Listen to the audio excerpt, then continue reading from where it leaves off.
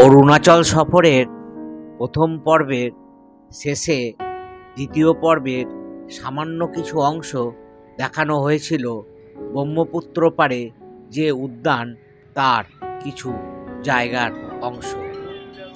দ্বিতীয় পর্বে দেখুন ব্রহ্মপুত্র নদের পাড়ে এই সুসজ্জিত পার্কটি। প্রথমেই বলে রাখি, এখানে কোনো প্রবেশ মূল্য নেই। খোলা থাকে সকাল ৮টা থেকে রাত্রির ৮টা পর্যন্ত। তবে সময়ে সময়ে সময়ের পরিবর্তনও হয়।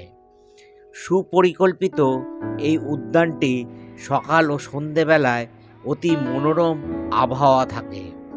সন্ধ্যার সময় এলাকাবাসীর পাশাপাশি এই অঞ্চলের হোটেলে থাকা বহু পর্যটক এখানে বেড়াতে আসেন এই মনোরম দৃশ্য উপভোগ করার জন্য।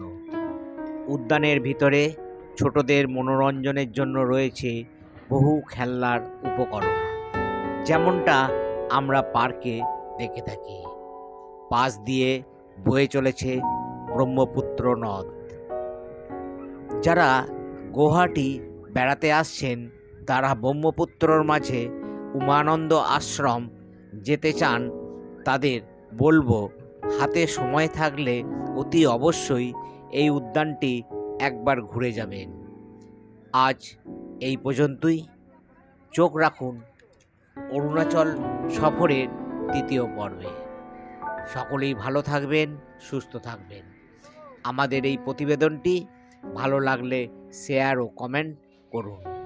আর নতুন ভিডিও পোস্ট করলে সর্বপ্রথম আপনার কাছে যাতে নোটিফিকেশান যায় তার জন্য অবশ্যই ট্রাভেল ট্রিপ চ্যানেলটিকে সাবস্ক্রাইব করে রাখুন।